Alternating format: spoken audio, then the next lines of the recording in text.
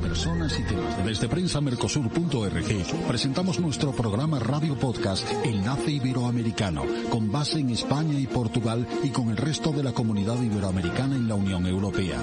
Tendremos puentes de comunicación e integración con personas y temas de nuestro interés. Radio Mercosur y su Enlace Iberoamericano, presentado desde España por Javier Pertierra. Se emitirá los jueves en vivo y en directo. Enlace Iberoamericano, que comenzará a las 13 horas en Brasil, Argentina y Uruguay, 12 horas de Bolivia, Paraguay, Chile, Cuba y Venezuela, 11 horas de Colombia, Ecuador y Perú, 10 horas de México y Centroamérica, 18 horas de España. Escucha Enlace Iberoamericano en la radio y podcast Mercosur de www.prensamercosur.org. Bienvenidos, buenas a toda nuestra audiencia de Enlace Iberoamericano a través de la plataforma prensamercosur.org, radiomercosur.org. Hoy nos convoca una cita, para mí, de excepcional calado, tanto intelectual, filosófico y estratégico. En un escenario global, como ustedes saben, donde parecen diluirse los multilateralismos y la presión de bloques cuasi imperiales, sino muy imperiales, también con unos flujos tecnológicos que nos hacen ir a una velocidad inesperada. Hoy nos preguntamos a través de nuestros invitados qué papel estamos jugando en el mundo los hispanohablantes y los lusoparlantes, la iberofonía, el mundo iberoamericano que se suma a los otros estados-nación que quieren incorporarse a esta iberofonía. Para que nuestra audiencia lo tenga claro, esta iberofonía nos lo resolverá con exactitud y con precisión dialéctica uno de nuestros invitados. Sin duda, para mí, la base de la fundación y de la semilla de este programa Enlace Iberoamericano, el profesor Frigdiano Álvaro Durantez Prados, como director de la Cátedra de Estudios Iberoamericanos y de la Iberofonía de la Fundación Universitaria Iberoamericana, FUNIBER. Don Frigdiano,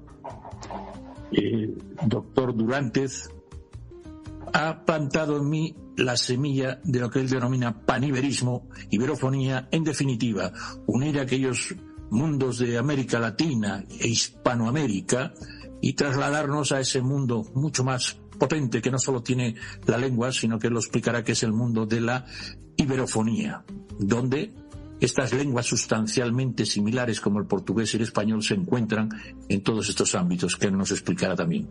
Y a su vez es para mí un honor presentar a dos filósofos que marcaron mi vida intelectual: el difunto don Gustavo Bueno y su hijo, don Gustavo Bueno Sánchez. GBS me permite llamarlo. El profesor Gustavo Bueno ha sido también un alivio en estos desencuentros con los pensamientos en base a su materialismo filosófico abierto a la iberofonía.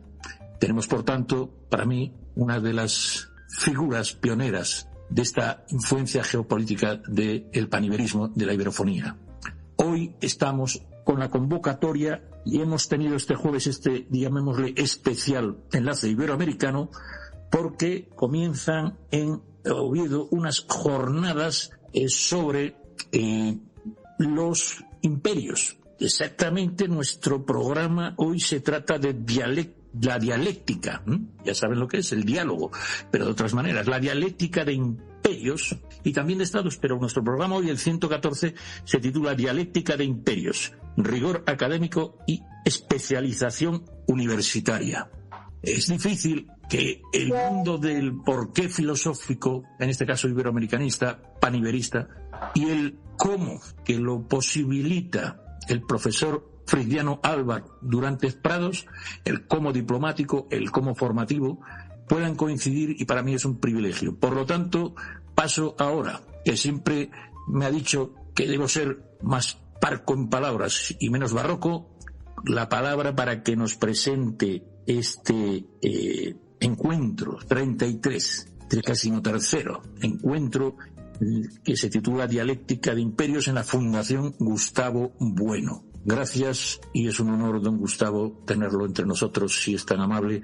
Nos explica un poco el contenido y lo que usted vea pertinente de estos encuentros de filosofía. Pues muy bien, muchas gracias, Javier, por tu presentación, por el programa y por esta oportunidad de dirigirnos a tantos radioescuchas y televidentes de todo el orbe.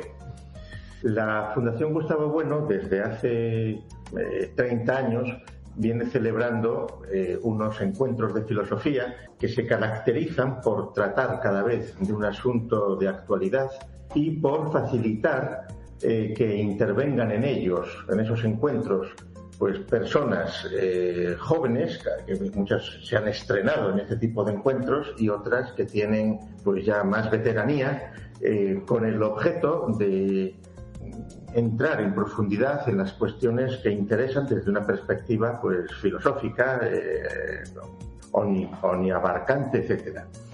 El encuentro tradicional que hacemos en la semana, los días antes al inicio de la Semana Santa, este año en diciembre nos llamó la atención el documento titulado Estrategia de Seguridad Nacional, emanado del gobierno de los Estados Unidos de Washington y firmado en la Casa Blanca por el presidente Donald Trump, con fecha de noviembre, pero lo firmaron el 5 de diciembre.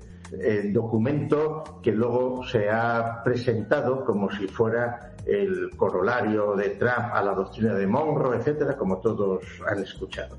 Y nos llamó la atención precisamente por la reconfiguración que se hace en ese documento por parte del gobierno actual de los Estados Unidos de Washington del mundo en 5 regiones. En 5 regiones, que es como organiza la estrategia de Washington el reparto del mundo. Cinco regiones, la primera de las cuales es el hemisferio occidental. Claro, si hace 50 años le decimos a alguien, 25 o 10, que es el hemisferio occidental, incorporaría Europa, incorporaría América, incluso América del Norte, más que América del Sur, probablemente. Pero sucede que las otras 4 partes que esta estrategia actualizada expone son Asia, la segunda, B, C, Europa, D, Oriente Medio y E, África. Es decir, Europa no está en el hemisferio occidental. Desde el punto de vista de Washington, hoy día el hemisferio occidental es la América del Norte, América del Centro, la América del Sur, el continente americano. Eso es el hemisferio occidental actualmente para Washington. Y Europa, tal como se expone en este documento, que se puede leer en inglés y se puede leer en español, pues, en las páginas de filosofía.org sin ningún problema, lo hemos vertido a la lengua. Europa, tal como se presenta, es como un continente o una serie de países que están perdiendo su identidad, donde hay ya más de 2 países, se dice que hay más población venida de fuera que los que tradicionalmente habitaban en esos países, y que en una perspectiva de pocos años no habrá quien la conozca y que estará absolutamente disuelta su identidad actual. Ese es el planteamiento que se hace. Y con cierta condescendencia, pues se dice que el hemisferio occidental no puede dejar de ayudar a Europa y que hay que procurar que no acabe por perderse. Pero ya hablan de Europa, ni siquiera está puesta en segundo lugar, en ese orden. Está Asia en primer lugar, en segundo lugar después, y Asia principalmente es China, pero no solo, es la India y es Japón, pero China es lo que más les preocupa estratégicamente. Y después está el Oriente Medio y África. Esas son las partes. Claro, Australia no se sabe si es hemisferio occidental o es Asia, ¿eh? En realidad es otra, pero bueno, así que cabe suponer que Australia se incorpora perfectamente dentro de la anglosfera y no hay mayor problema. Entonces estábamos dándole vuelta, pensando dedicar el curso, los encuentros a este asunto, cuando se produjo el 3 de enero pues la sorprendente intervención en Venezuela, por la cual saltándose pues todo lo que era previsible suponer dentro de una diplomacia internacional y dentro del derecho internacional y del orden de las cosas, pues se produce una extracción, un secuestro del presidente de la República Bolivariana de Venezuela y de su señora esposa, sin que cuando se anunció se hubieran producido bajas, porque evidentemente desde el punto de vista de Washington solo se producen bajas cuando se mueren ellos, pero donde al parecer pues perecieron cerca de un centenar, si no más, de custodios, principalmente de nacionalidad cubana, que era la guardia de corps del presidente Maduro. E inmediatamente pues se lo llevaron en una escenificación tipo Hollywood pues a Nueva York, etcétera, etcétera. Entonces aquel hecho nos decidió a consagrar estos encuentros, a hablar de la dialéctica de imperios y dialéctica de estados. Esto fue a principios de enero.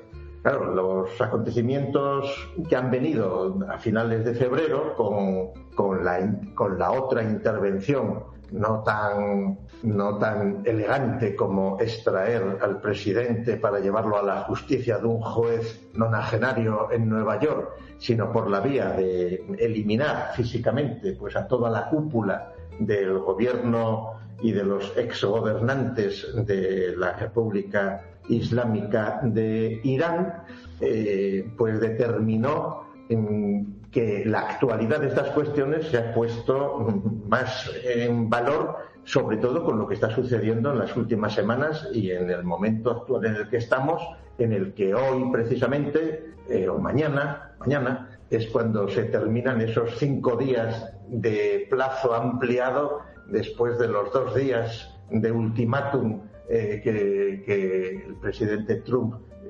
comunicó el sábado pasado, para intentar resolver una situación pues que se ha ido de las manos probablemente creando una guerra. Las guerras, hay que recordar que nunca son ni justas ni injustas. Las guerras son lo que son conflictos necesarios entre sociedades políticas, y lo único que se puede decir es que una guerra es prudente o imprudente. Es decir, es imprudente una guerra que la inicia alguien que no tiene la seguridad de que la va a ganar, porque puede poner en peligro el equilibrio que pretendía resolver, etcétera, y situación que viene a probar o a demostrar la situación nada armónica en la que se encuentra hoy, pero siempre, el conjunto de las naciones que conforman el presente en marcha en cada momento. Es decir, hay quienes están hablando continuamente de la paz perpetua, de lograr la paz, la armonía, etcétera, etcétera, pero no hay que olvidar que en el siglo pasado hubo una Primera Guerra Mundial, hubo una Segunda Guerra Mundial, y no ha habido pues ningún mes sin que hubiera alguna guerra o algún conflicto en cualquier sitio, como ahora mismo sucede. En este sentido, lo que nosotros, y por eso el título bien puesto, don Javier, de este programa, es que para tratar estas cuestiones creemos que es imprescindible que haya un rigor académico y un rigor en el planteamiento de las cuestiones, porque al estar ahora metidos en una guerra que, si no es mundial, sí que es global y afecta a todo el mundo por las consecuencias que tiene en la energía, en el petróleo, por el panorama que se está abriendo, lo que es absolutamente necesario es tomar constancia de cómo la propaganda de uno y otros lados, los asuntos internos a la escala de los estados, la dialéctica entre los imperios, etcétera, etcétera, provoca una cantidad de información que prácticamente no se puede abordar, pero que está cruzada más por ruido y por confusión que por otras cosas. Y normalmente lo que sucede es que si de los 8.000 millones de personas que somos actualmente en el planeta, pues 4.000 o 5.000 millones se calcula que suelen utilizar las redes sociales, internet, etcétera, es decir, que son personas que saben leer y escribir, que tienen opinión formada sobre las cosas. Es obvio que es imposible que existan 5.000 millones, por decir algo, de opiniones distintas, sino que hay corrientes poderosísimas, influidas por la propaganda, influidas por el espíritu de partido que se tiene en cada sitio, por la desinformación selectiva a capas inmensas de población, por la manipulación de la interpretación de los hechos, etcétera, etcétera, que determina la necesidad de que los votantes, los habitantes, los ciudadanos de cada país tengan la mejor formación posible para poder formar su propia opinión y poder entender mejor el estado del mundo en el que vivimos. Es decir, don Gustavo, yo que querría formar mejor la opinión, me atrevo a precisar y que usted pueda analizar mejor que yo, por esto de matizar mi opinión, mi humilde opinión, es que las declaraciones de el secretario de Estado, las últimas en Europa, el Día de los Enamorados, contrastan manifiestamente con las declaraciones de J.D. Vance en el año pasado en la Conferencia de Seguridad de Múnich, en el sentido de que hace justo un año criticó bastante duramente Europa, el anterior J.D. Vance citado por mí, porque dependía demasiado militarmente, etcétera, del apoyo estadounidense. Y sin embargo, yo quisiera resaltar, a ver qué usted opina, de que don Marco Rubio, que es sin duda de ascendencia, parece ser cubana, en cualquier caso hispano-cubana o asturcubana, Marco Rubio señala que queremos aliados que se enorgullezcan de su cultura, de su herencia, y que junto con nosotros estén dispuestos y sean capaces de defenderla. Yo creo que hay alguna visión que puede que tengan que ajustarla, porque en Estados Unidos parece ser que, hombre, han sido ya bastantes veladores y guardianes de la seguridad de Europa, cuando previamente la URSS, la Unión de Repúblicas Socialistas Soviéticas, y anteriormente con el nazismo, que nos han sacado algo las castañas. Entonces yo querría, y con todo el respeto a su manifestación, yo creo que hay un Marco Rubio que señaló, estoy leyendo literalmente, Estados Unidos y Europa existimos juntos. Reitera que sus aliados europeos tienen la intención de colaborar con ellos, pero esta alianza necesita ser reforzada. No queremos aliados tan débiles. Y dice que lo que quiere es controlar un declive de Occidente donde Europa no puede que esté respaldado. Quiero decir que creo que hay dos visiones, una como usted señala y otra que puede que sea más atenuada y que quiera llamémosle incorporar a Europa, aunque parece ser, y usted ha descrito, que ese documento no lo señala. ¿Podría aclararme que tal vez haya matices o acentos en este parecer, también teniendo en cuenta que Marco Rubio es católico y que pues sin duda el ámbito hispano y sobre todo el cubano le interesa incorporar, no sé si dentro de la llamemos Monroe o Donroe o vaya usted a saber qué Roe hay ahí? ¿Qué le parece? Sin duda, don Javier. A ver, aquí lo que no hay que olvidar son los parámetros en los que estamos operando. Es decir, Europa, mejor dicho, la Unión Europea, es una invención de Estados Unidos después de la guerra, del final de la Segunda Guerra Mundial, para intentar crear unos Estados Unidos de Europa que pudieran hacer frente a la Unión Soviética en aquel momento en expansión y con más fuerza. Y surge la OTAN y entonces Estados Unidos detrás, etcétera, etcétera. ¿Cuándo comienza a cambiar esto? Comienza a cambiar esto cuando la Unión Europea, la Comunidad Económica del Carbón y del Acero, cuando va creciendo la Unión Europea, cuando se van creciendo los países, y cuando fundamentalmente se adopta como moneda el euro, como moneda común, y entonces ahí ya hay un primer choque objetivo con los intereses de Estados Unidos y del dólar, porque una cosa es que el dólar esté dominando en todos los sitios y que haya sus dialécticas entre la libra, entre el marco alemán, entre el franco francés, etcétera, etcétera. Pero al hacer el euro hay una voluntad, euro en el cual Inglaterra ya no entró, Inglaterra se mantuvo al margen, y eso es un primer hito. El presidente Trump en su primer mandato ya se quejó de que Europa tenía que pagar su seguridad, no tenía por qué pagarle a Estados Unidos. Claro, aquí la pregunta es ¿seguridad ante quién?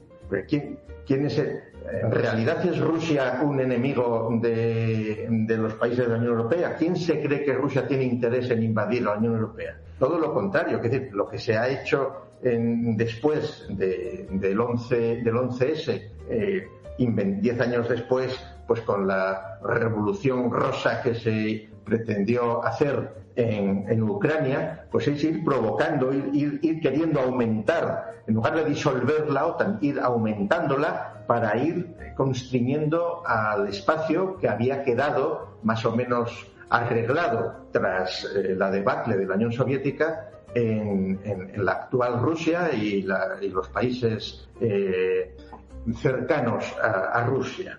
Y entonces ese enfrentamiento ahí la Unión Europea poco a poco se ha ido, y tampoco es la Unión Europea, es Francia y es Alemania fundamentalmente, quienes han querido en su competencia, que viene no del siglo XIX, viene de mucho antes, viene ya, o sea, se ancla en el antiguo régimen, pues han querido cada uno tener su protagonismo, y no hay que olvidar que en la actual Unión Europea el único país que tiene el arma nuclear es Francia, y que Inglaterra pues se mantiene mucho más cercano al mundo anglosajón actualmente, etcétera, etcétera. Entonces en ese panorama las contradicciones y el chirriar que tiene la OTAN es notable, y Estados Unidos es consciente de que no puede seguir poniendo toda la carne en el asador en ser el gendarme global ante el crecimiento de China, la presión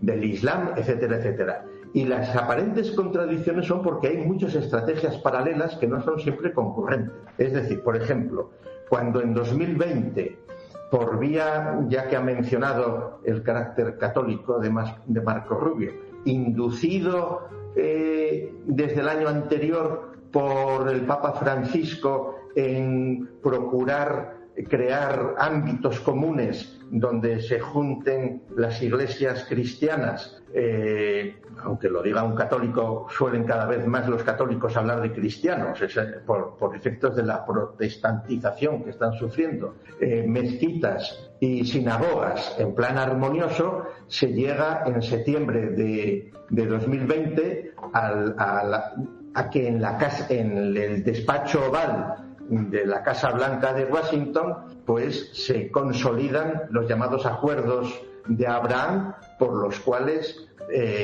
la unión de Estados Árabes, la unión de Estados Árabes reconocen a Israel, y luego también pues lo hizo Bahrein, y luego lo hizo Sudán, y lo hizo Marruecos. Es decir, Estados Unidos favorece una armonización del Islam y de los judíos, y de un cierto Islam, pero claro que eso automáticamente va contra Irán. Entonces, ¿y qué sucede? Pues que lo que aquí, cuando hablamos de dialéctica de imperios y dialéctica de estados, no hay que olvidar que el principal elemento que fragmenta y que divide a los hombres son las religiones. Es los cristianos, el Islam y los judíos, que en realidad es una minoría si lo comparas pues con los 2.000 millones, por ejemplo, de hombres coranizados que existen en nuestros días.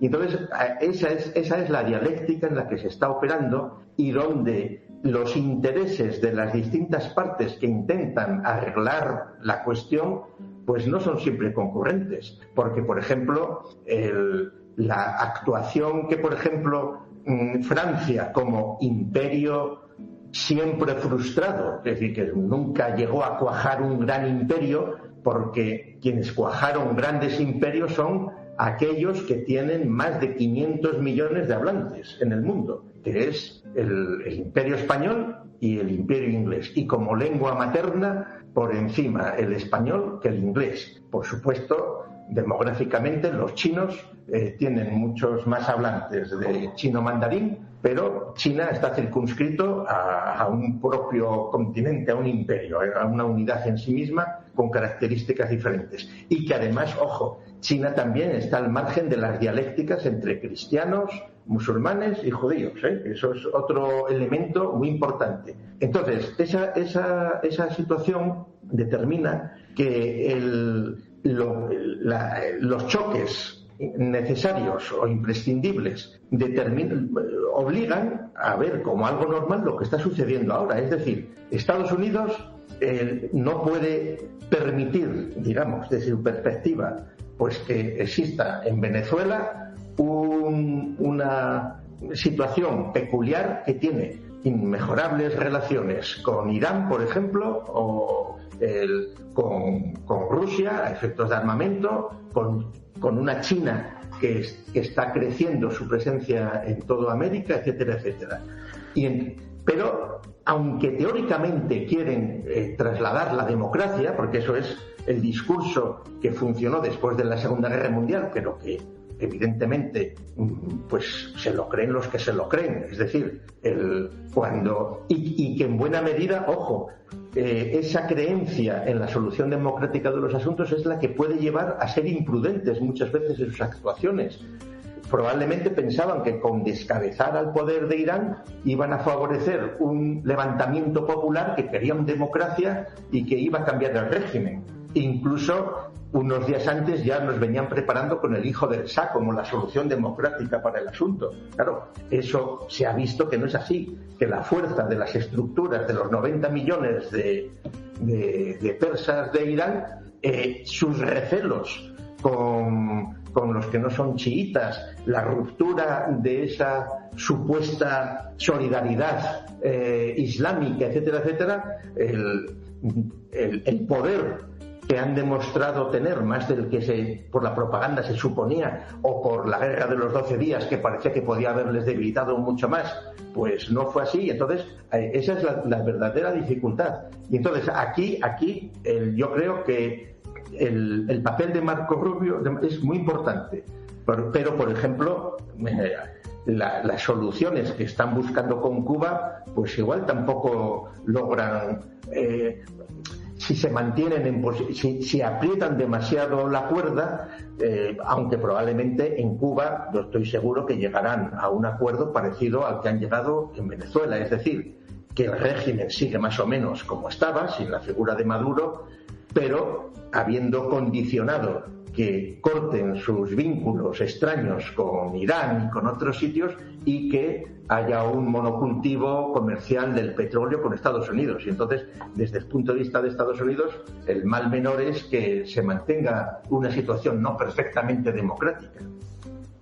Pues muy bien, pasamos ahora a una noticia que aúna esta dialéctica de imperios y el rigor académico con una especialización universitaria que por primera vez estas especializaciones, son varias universitarias de FUNIBER, la Fundación Universitaria Iberoamericana, articula una titulación, dos titulaciones, no lo explicará ahora detenidamente doctor Durantes, el profesor freudiano Álvaro Durantes Prados. ¿Por qué es noticia? Porque por primera vez, creo yo, se reconoce a la iberofonía, a los hispanohablantes y lusoparlantes, 900 millones ya contrastados de personas en 30 países, en 5 continentes, incluido esto que llamamos imperio, porque la minoría mayoritaria, y me corregirán, creo que ahora son los hispanos en los Estados Unidos, que celebramos en breve, en el 4 de julio, el 250 aniversario de su independencia, y espero que esa hispanidad que conformó hasta los cowboys sea correspondida. Bueno, pues esta titulación se corresponde a este bloque geopolítico y geolingüístico unificado y supera la visión tradicional incluso de enlace iberoamericano en el sentido iberoamericano de esta concepción. El doctor Durantes nos va a hablar de la inclusión de África y Asia de habla portuguesa y española y que traduce esta formación universitaria profesional con este lanzamiento de estos primeros posgrados de estudios panibéricos, etcétera. ¿Podría, doctor Durantes, adentrarnos en esta innovadora visión y que formará profesionales de este bloque tan extraordinario y con tanta potencia? ¿Podría el profesor y doctor Durantes explicar a nuestra audiencia claramente en qué consisten estas maestrías? Muchas gracias, don Javier. Es un placer estar en este programa y además acompañando al profesor Gustavo Bueno, presidente de la Fundación homónima. Sí, realmente este programa académico, impulsado por la Cátedra FUNIBER de Estudios Iberoamericanos y de la Iberofonía, del que vamos a hablar, es el primer posgrado de la historia de estudios panibéricos. El espacio panibérico es el constituido por todos los países de lenguas española y portuguesa de todos los continentes sin excepciones geográficas. No es un marco bicontinental como el iberoamericano, sino multicontinental porque reúne a 30 países de América, Península Ibérica, África, Asia y a 900 millones de personas de lengua española y portuguesa. Es decir, es un ámbito intercontinental que veremos que es el primer bloque geolingüístico del mundo de una importancia formidable y que está emergiendo inadvertidamente en los últimos años. Pero antes de hablar de la maestría específica que la Cátedra FUNIBER, con la colaboración sustantiva de la Fundación Gustavo Bueno, ha preparado, primer posgrado de estudios panibéricos de la historia, hay que decirlo, que incluye también una especialización concreta en historia del mundo hispánico y de la iberofonía, sí me gustaría hacer una reflexión sobre lo que ha sido la división del mundo, la división del planeta, desde las diferentes perspectivas politológicas y nacionales. Hemos comenzado viendo cómo el texto del presidente estadounidense hablaba de una división del mundo específica en la que mencionaba el hemisferio occidental.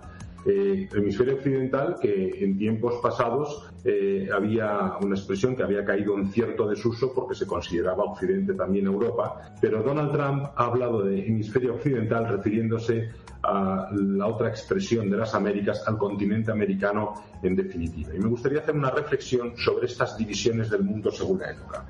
Por cierto, que hemisferio occidental, como lo ha utilizado Donald Trump, no es un invento de los Estados Unidos, como dice el profesor Bueno, de los Estados Unidos de Washington.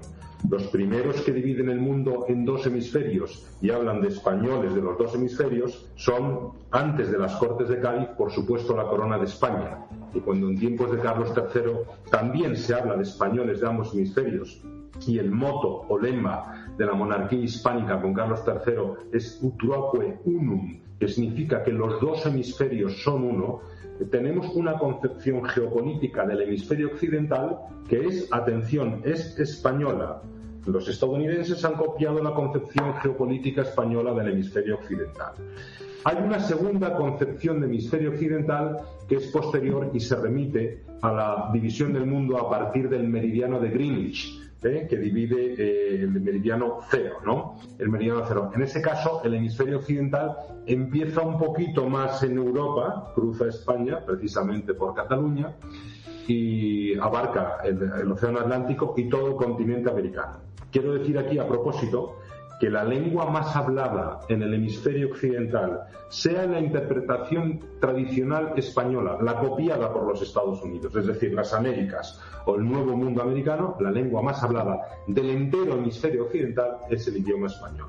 Y ya que, don Javier, hemos hablado y hemos introducido la cuestión del portugués como lengua hermana del español, he de decir que el portugués es la lengua más hablada del hemisferio sur. De modo que hemisferio occidental y hemisferio sur son absolutamente iberófonos, iberoparlantes mayoritariamente. El mundo, por tanto, puede dividirse de otras muchas maneras, ¿no?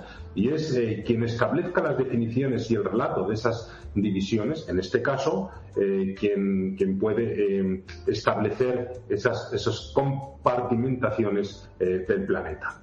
En este sentido, veníamos hablando de, efectivamente, la maestría en Historia, Geopolítica y Globalización de Iberoamérica y la Iberofonía, que es el primer posgrado de estudios panibéricos de la historia, hecho de una manera interdisciplinaria, tratando geopolítica, tratando relaciones internacionales, antropología social, filosofía, historia. Podemos ahora concretar y aterrizar un poco lo que son los contenidos de este programa académico de 90 créditos, muy importante, como he dicho, elaborado con la participación de importantes expertos en diferentes materias, pero sobre todo la colaboración y la participación sustantiva que desde la Cátedra Funiver de Estudios Iberoamericanos y de la Iberofonía quiero agradecer, de la Fundación Gustavo Bueno y sus especialistas, que han impregnado también del elevado concepto del materialismo filosófico todo lo que es la cuestión de la articulación del mundo ibérico. Este mundo ibérico quiero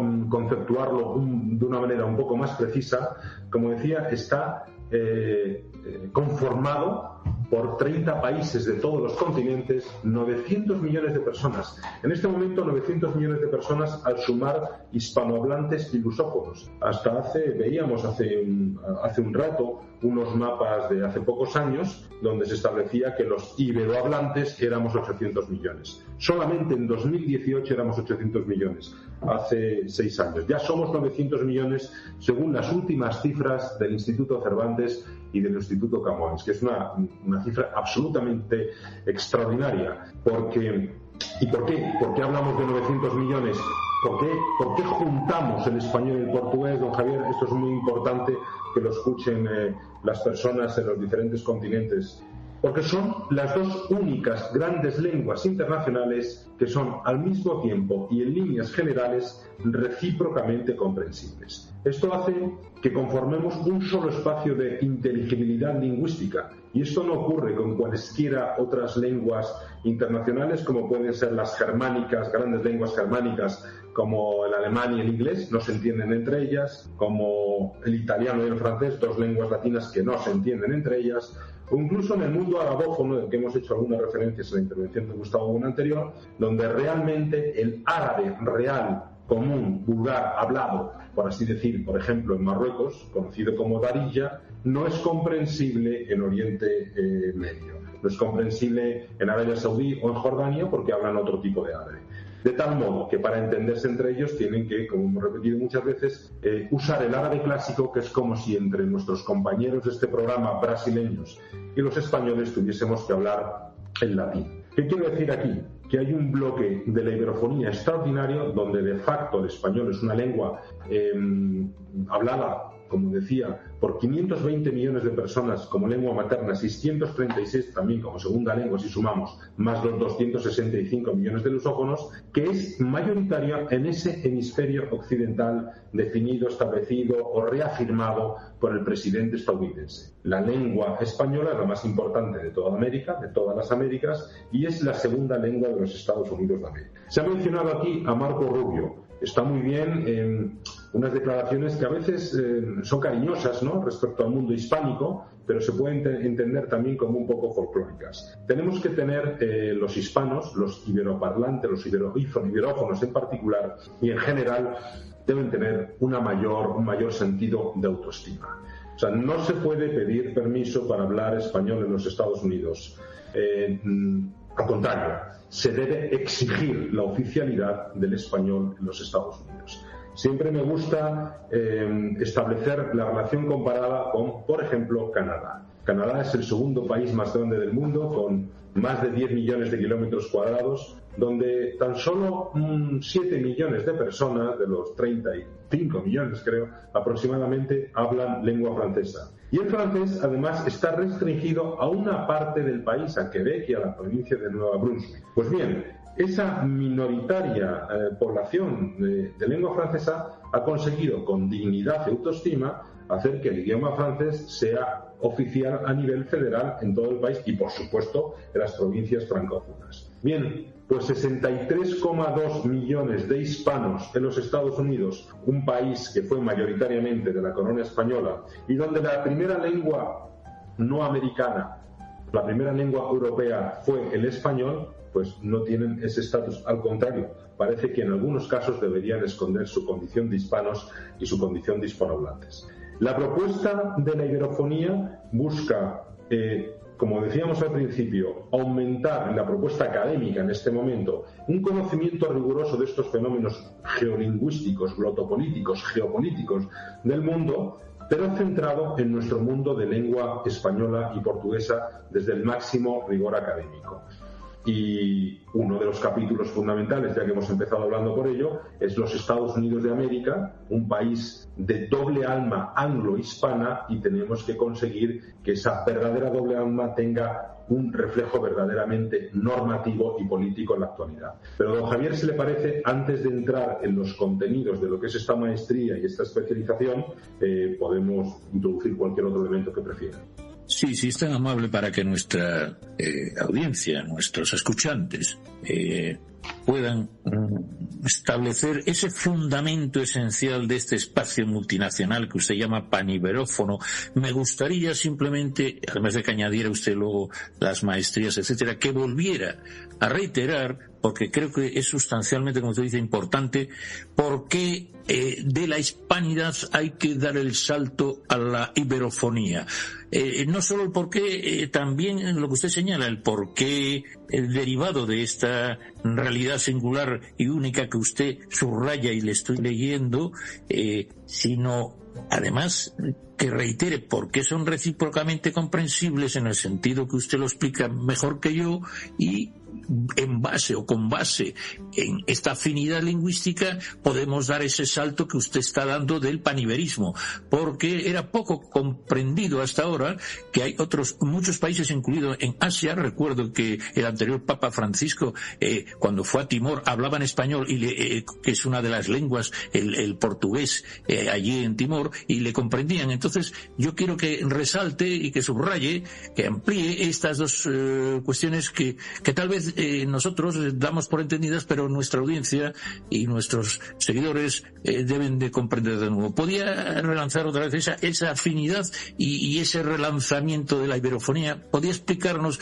aunque suena reiterativo, como resumen de este fundamento y motivación? No, cómo no. Efectivamente, actualmente estamos hablando, lo que plantea es el paso de la Comunidad Iberoamericana de Naciones al espacio panibérico o de la iberofonía, que denominamos así.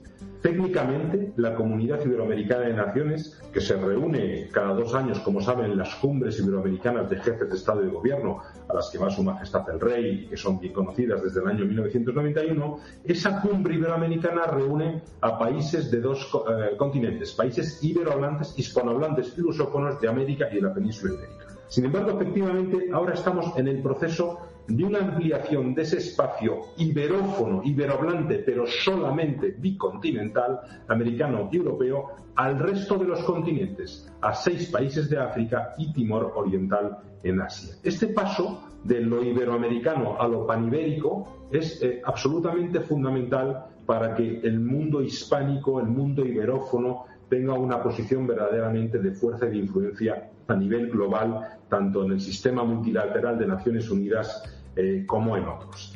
Y realmente, si algunas de las personas que nos escuchan han seguido el proceso histórico de las cumbres iberoamericanas, verán que están en constante reformulación desde el año 2003. Se vuelve a hablar ahora de la decisión de celebrar la 30ª cumbre iberoamericana, que va a tener lugar en Madrid los días 4 y 5 de noviembre, próximo después del verano, y como un nuevo relanzamiento.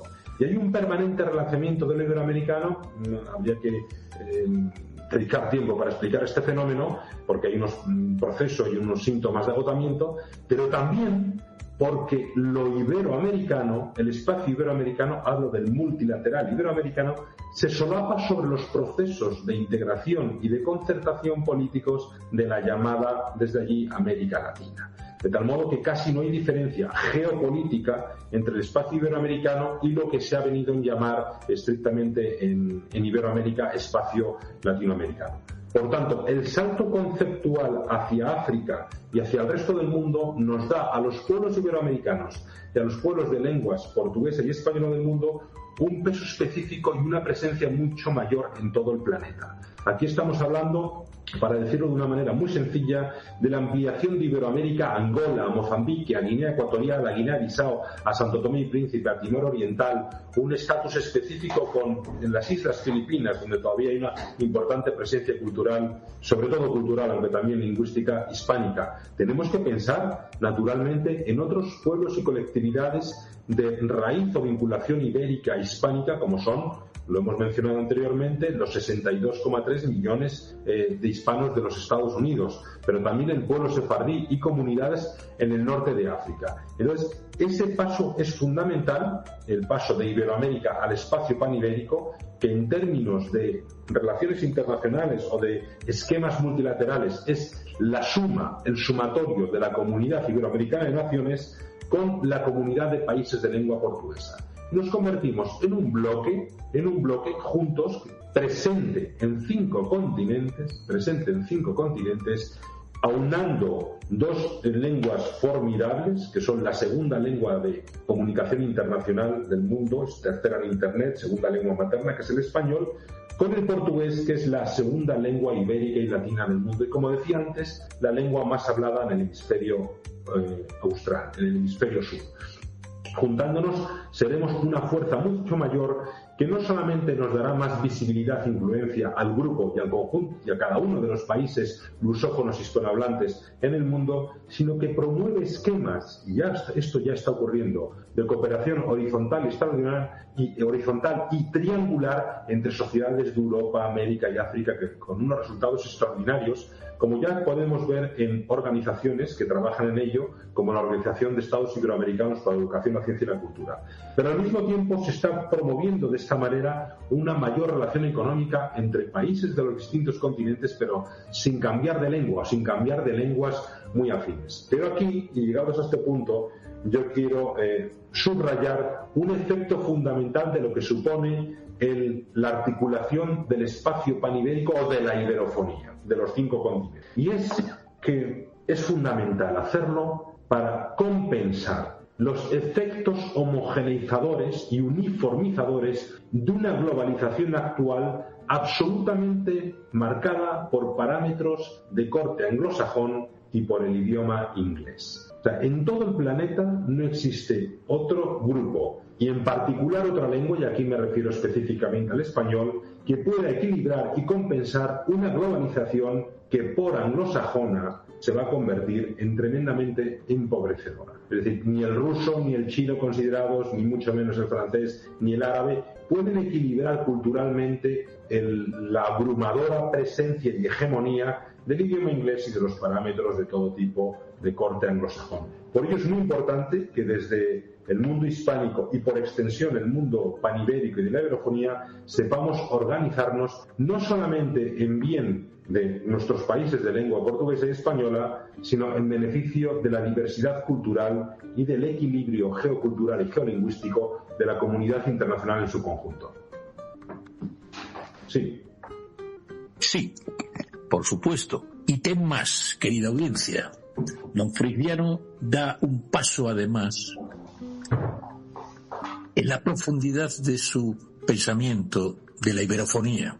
Y me gustaría, estimado doctor Durantes, que nos hablara de esa vinculación conceptual y todavía no muy operativa con el mundo iberoafricano. Creo que la cercanía de la lengua portuguesa y en este caso también de Guinea debe ser más sentida, digo yo, como usted señalaba, del ámbito sobre todo sudamericano, porque como usted dice, estas lenguas son las más habladas del Ecuador para abajo, digamos. ¿Hasta qué punto usted, que es un también pionero y esforzado diplomático en estas lides, ese mundo, llamémosle, si está bien dicho, iberoafricano, debe de seguir tendiendo puentes con Porque me acuerdo cuando, hablando de Cuba, como servil mercenario de la Unión Soviética comunista, pues envió a muchos a morir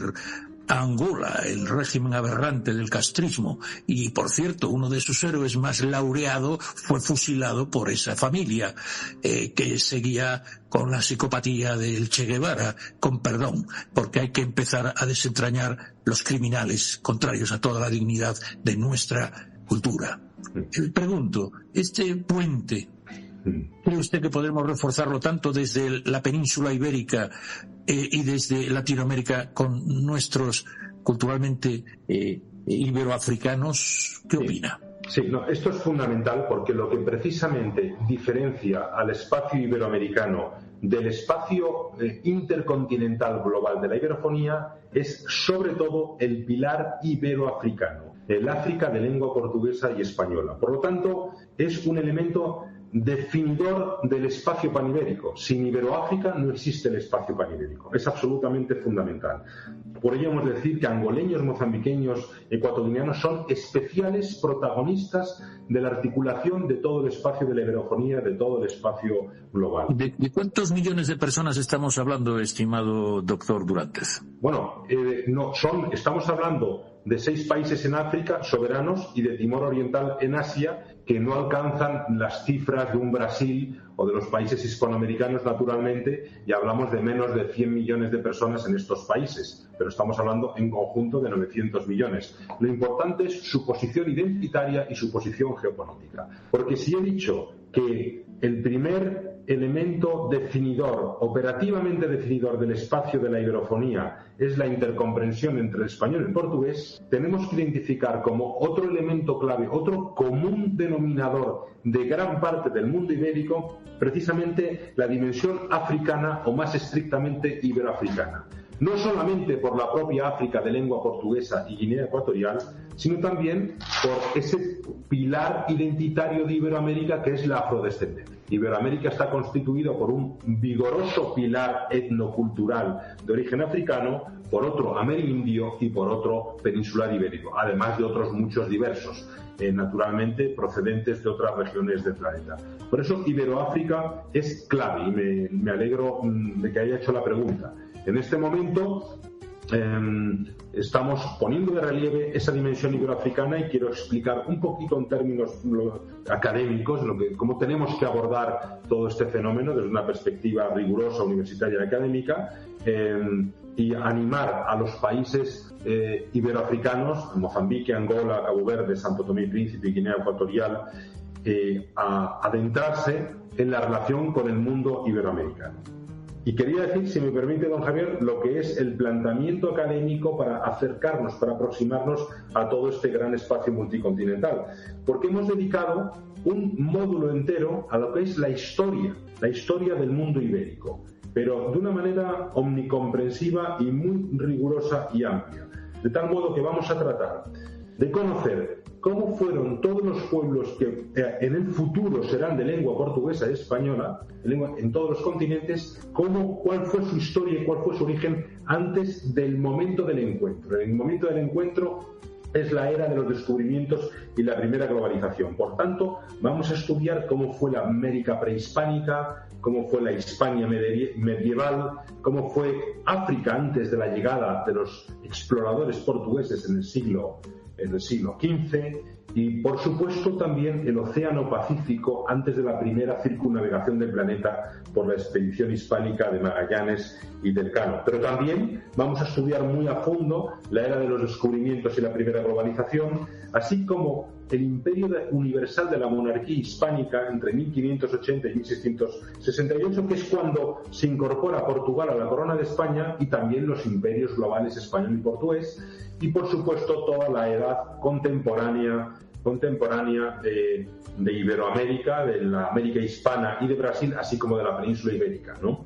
Entonces, este módulo de historia es muy potente para entender cómo se ha conformado este inmenso espacio de civilización que hoy, como decimos, está compuesto por 30 países y 900 millones de personas. Pero claro, hemos hablado al principio de qué es lo que nos une, ¿no? Y me he referido a dos elementos fundamentales, que son la intercomprensión entre el español y el portugués, y también ese común denominador africano que es signo de identidad de la mayor parte del mundo ibérico. Y para ello tenemos, por supuesto, una asignatura que trata directamente esta cuestión, los elementos identitarios del espacio panibérico. Pero toda esta historia y todos estos elementos han creado las bases conceptuales de un pensamiento panibérico, que es filosófico, que es histórico, que es jurídico, que es geopolítico, donde tiene inmensa importancia la Escuela de Salamanca, que fue la creadora del derecho internacional, donde encontramos las raíces del derecho internacional en el siglo XVI, en nuestros grandes doctores de la Escuela de Salamanca, pero también en el proceso histórico del hispanoamericanismo y el panlusitanismo,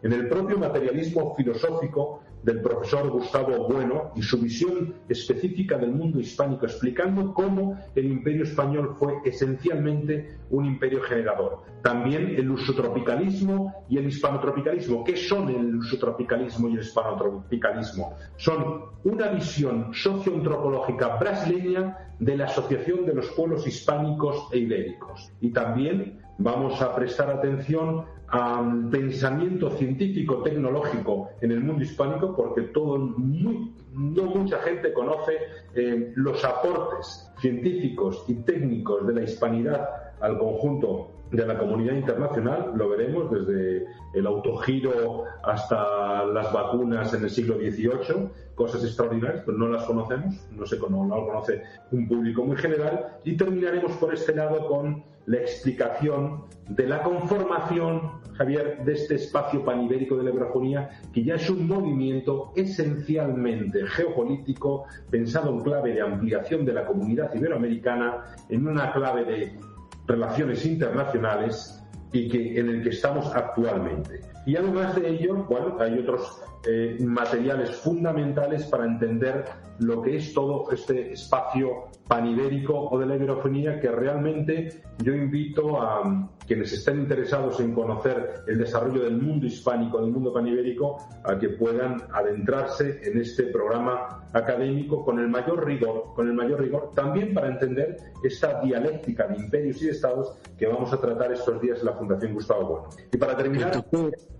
Sí, por favor. No, solamente que no se nos quede en el tintero, y así termina esta fase antes de los corresponsales. Disculpe, pero me parecía esencial que nuestra audiencia comprendiera ambos que se nos ha olvidado el ámbito virtual, el ámbito digital, la formación online, tanto de los cursos de la dialéctica de los imperios de la Fundación Gustavo Bueno, para darlo a conocer ya que estamos en materia, y tanto las maestrías. Quiero decir, ¿hay educación de esto online? ¿Se pueden seguir los cursos online? Porque creo que hoy tenemos la ventaja que tenemos estas mismas lenguas, y quisiera que hicieran esta referencia, además de lo que usted vea oportuno, profesor Durantes y profesor Bueno, a el tratamiento online de seguimiento, porque tenemos mucha audiencia y puede ser útil a la conllevanza de esta iberofonía. Dígame el tema online, por favor.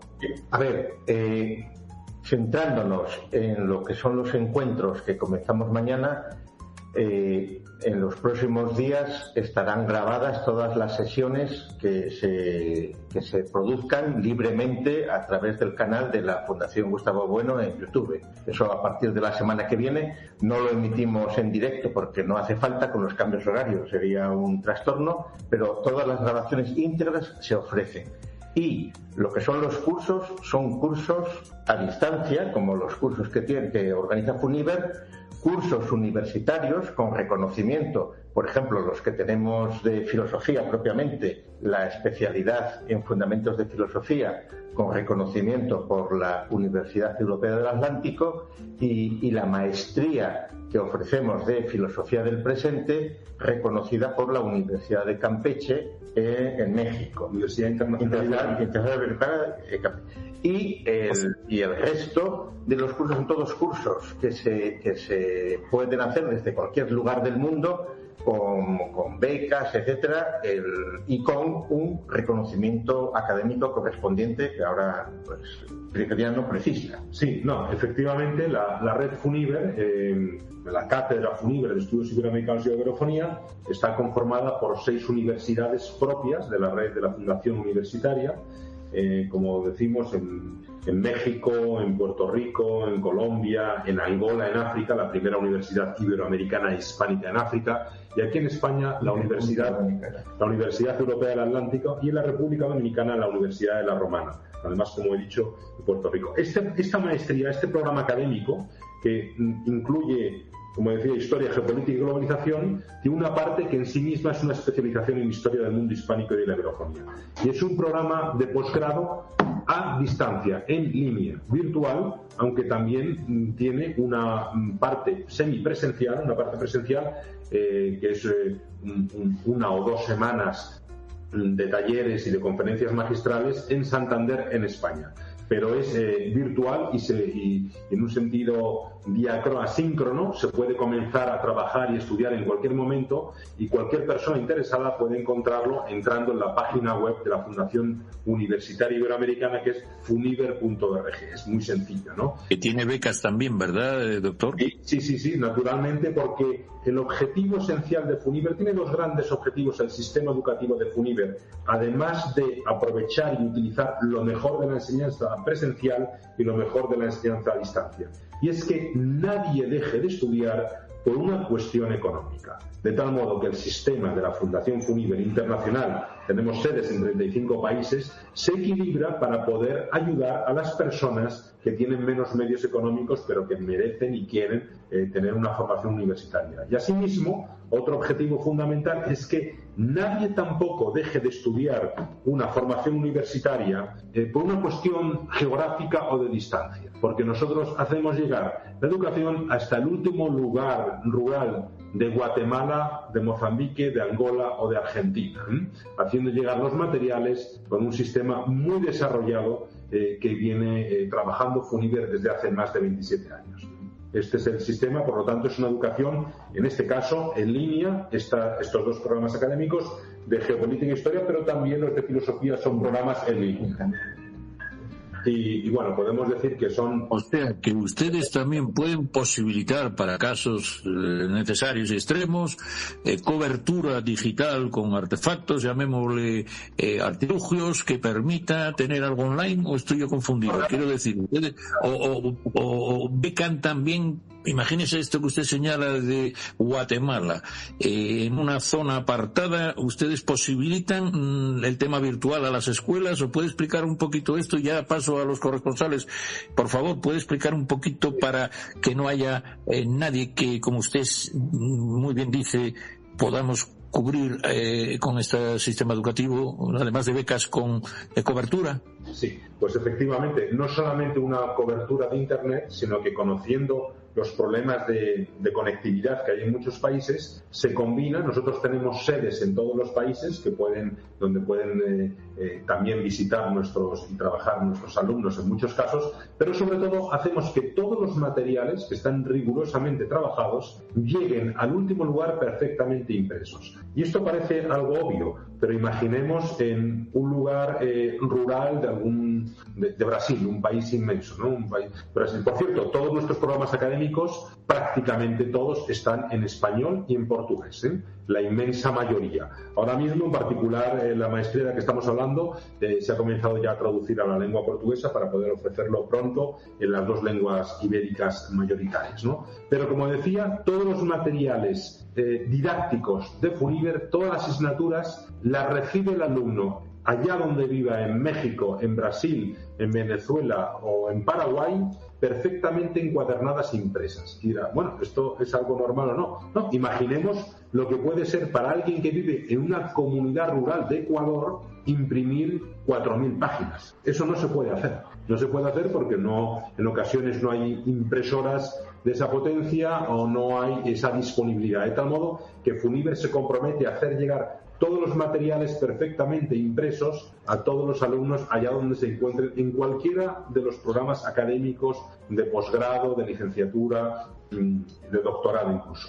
Pues vamos con nuestros queridos corresponsales y veo que nuestras doñitas, nuestras doñas, están aplaudiéndole virtualmente y mandándole grandes afectos. Tenemos a doña Elizabeth Rondón, psicóloga de turno. A mí me está ayudando mucho porque saben que después de este programa, dentro de unas horas, va a haber el enlace sudamericano, que hoy, este podcast hermano que trata temas de ese ámbito mercosureño y en general de América Latina, pero se llama así, Enlace Sudamericano. Nosotros como Enlace Iberoamericano tendemos puentes desde esta Españita y europeíta. Lo digo porque, como usted dice antes, Brasil son 17 Españas, ¿no? Entonces tendemos puentes Iberoamérica. Usted trata también el mundo panibérico, amplía más esta perspectiva. Pues tenemos el enlace sudamericano que nuestro director Gilson nos comentará quién vamos a tener, y me atrevo, ya que estamos hablando en hispano, yo soy hispanohablante obviamente, pues que Gilson dé ese tono maravilloso, este portuñol que suena a batucada. Dígame, don Gilson, con ese humor que siempre tiene, nos avanza un poquito esta visión sudamericana y mercosureña y nos habla un poco en ese brasileiro con acento hispano. Muchas gracias, Javier. Un saludo cordial a todos los radioescuta, ¿no?, de Prensa Mercosur, y también para nuestros ilustres invitados, el profesor Álvaro, el profesor Bueno, personas fantásticas que nosotros siempre acompañamos el trabajo arduo que es trabajar en África, en República Dominicana y dentro de tantos otros países que les llevan esa posibilidad fantástica de poder los alumnos de diferentes clases sociales luchar por un título académico que es tan soñado. Entonces, desde acá de Prensa Mercosur, nosotros deseamos éxito y estamos acá siempre a la disposición para publicar y hacer conocer para que más alumnos tengan esa oportunidad, porque es importante nosotros mencionarmos acá en Paraguay, a FONIBER es muy importante, en Brasil también, y dentro de todo eso, siempre es muy lindo cuando nosotros encontramos gente que se formó a través de la FONIBER y saber la recomendación que ellos dan a otras personas, porque una cosa es estudiar y otra cosa es salir bien formado y con buena, digamos, visión del futuro que aprendió en la universidad. Entonces, es muy importante. Bueno, Javier, en el día de hoy, en el Enlace Sudamericano, vamos a tener ahí a la presencia del profesor Charles Figueroa, una persona fantástica. Él es abogado y trabaja con el tema de derecho disciplinario y también reclutación en la parte pública. También vamos a tener el diputado argentino de Palasur, Nicola Simone, que va a estar hablando justamente sobre el acuerdo Mercosur y Unión Europea y también las aplicaciones que el gobierno europeo está pasando para los países del Mercosur, poder a partir del 1 de mayo hasta el día 26 empezar las pruebas y todos los errores ahí van a ser arreglados, porque hasta el día 26 ya empezamos daí a jugar el oficial, ¿no? Ya va a ser la Copa del Mundo, Mercosur y Unión Europea. Entonces, así que eso todo va a ser debatido. Yo quiero hacer ahí una pregunta para nuestros queridos invitados, ¿no? ¿Cuál es el papel de Brasil como un gigante de habla portuguesa, ¿no? En la didáctica del imperio, y cómo se beneficia una convergencia educativa con el mundo hispánico a través de titulaciones y toda esa infraestructura compartida que da FONIBER hoy para sus alumnos. Y esa es nuestra pregunta principal, porque nosotros ahora estamos recibiendo acá muchísimas preguntas, ¿no? Con precios, cómo ellos pueden se hace parte del plan de gobierno para becar. Hay un montón de preguntas. Entonces, así que un fuerte abrazo para ustedes. Yo creo que FONIBER tiene que estar más con la prensa Mercosur para que nosotros podamos llevar cada vez más información a esas personas que son tan escasos la dificultad por se formar en una buena universidad de maestría. Así que un fuerte abrazo y acá estamos pendientes, mi querido hermano Javier Perterra. Adelante. Muchísimo obrigado pelas súas amables palabras, verdaderamente. Bueno, Brasil, me he referido a la importancia de Iberoáfrica en el contexto de completar la comunidad iberoamericana para hablar de todo este mundo ibérico o espacio de la iberofonía. Pero evidentemente, y yo lo escribí así ya en los años 90, Brasil es la piedra angular del entero mundo ibérico. Brasil es la conexión natural entre la América hispánica y el África lusófona. Brasil es ese punto de encuentro por donde pasaba el antiguo línea del Tratado de Tordesillas, y donde hay una confluencia luso-hispánica evidente, particularmente en el sur del país. Entonces, el espacio de la iberofonía no se puede conformar sin Brasil. De hecho, Brasil debería tener un papel especialmente preponderante e impulsor de esta idea, ¿no? Porque es el país más grande del mundo ibérico y, como digo, es ese punto de convergencia y de conexión entre todos. Conexión entre América hispánica, reitero, y África lusófona particularmente. Además, podríamos hablar de la cuestión de la intercomprensión, pero es un hecho que el portugués hablado en Brasil es de más fácil inteligibilidad para los hispanohablantes que el portugués hablado, por ejemplo, paradójicamente en la península ibérica, en Portugal, ¿no? Y esto es una realidad que conocemos bien, doctor, y precisamente la mayor sede de Funiver en el mundo es la sede de Brasil y está en Florianópolis. Y como digo, la inmensa mayoría de todos nuestros programas académicos, maestrías, especializaciones, títulos de experto, doctorado, licenciaturas, el país en el que tenemos más miles de alumnos es precisamente Brasil. Por lo tanto, ahí tenemos una sede muy activa en Florianópolis que puede dar toda la información a los alumnos y a los candidatos a becas, a bolsas, ayudas de Brasil, sin ninguna duda. Brasil es clave, pero a veces, discúlpeme, como lo damos por hecho, que se entiende que es el país piedra angular, pues nos fijamos, y yo he hecho hincapié en Iberoáfrica porque todo el mundo conoce la realidad mexicana o argentina o colombiana, incluso brasileña, pero en nuestro ámbito iberoamericano, hispanoamericano, no siempre tenemos un conocimiento preciso de esa realidad iberoafricana de países que también son hermanos, o incluso, como mencionaba don Javier, en el caso de Timor Oriental siempre es extraordinario recordar cómo cuando el Papa argentino del Mercosur, muy cercano a Brasil, el Papa Bergoglio, el Papa Francisco, fue hace alrededor de 2 años a Timor Oriental, comenzó hablando ante 50.000 personas directamente en español. No se preguntó ni si le entendía o no entendía, porque sabía que se entendía perfectamente, porque en el fondo estamos a falar a mesma lengua falada de diferente forma.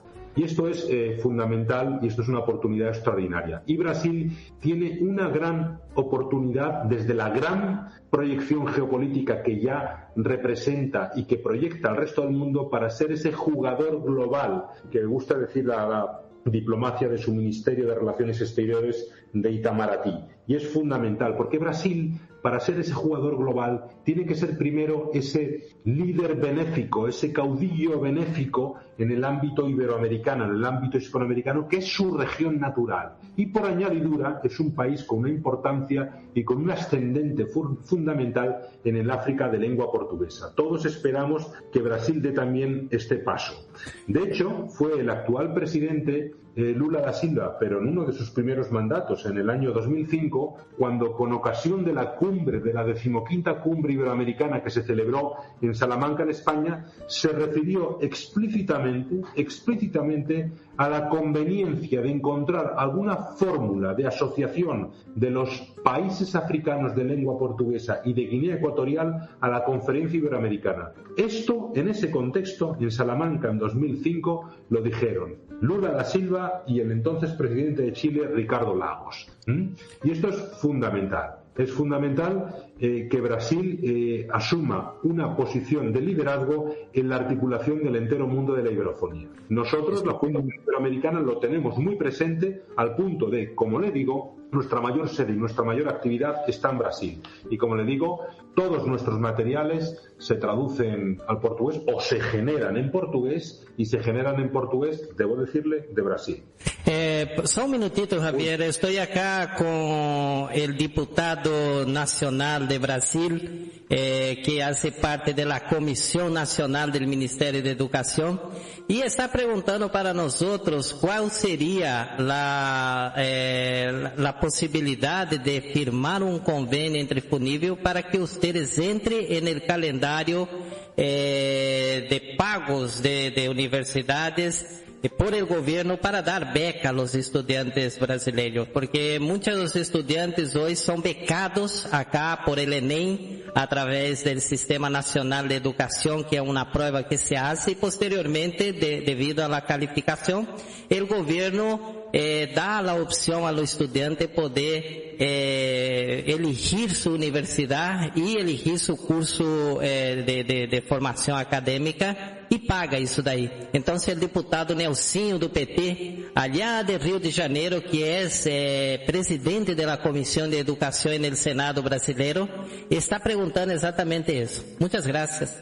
Sí, muchísimo obrigado. Le transmito mis saludos más afectuosos al señor diputado y agradezco muchísimo su interés, porque para nosotros es absolutamente estratégico afianzar esta posición en Brasil y favorecer lo máximo posible a los estudiantes brasileños. Ya lo estamos haciendo desde nuestra sede de FUNIBEL en Florianópolis, pero con mucho gusto nos desplazaremos los equipos que sean necesarios a Brasil y a visitar al señor diputado para articular el memorando, el protocolo de entendimiento para favorecer estas bolsas, estas becas, estas ayudas para los estudiantes brasileños. Para nosotros Brasil es el ejemplo, es a joia da coroa. Es evidente que tenemos que impulsar todo este proyecto, sobre todo desde Brasil, porque desde Brasil podremos hacer mejor la conexión entre África e Hispanoamérica, porque Brasil representa para nosotros ese deseo largamente buscado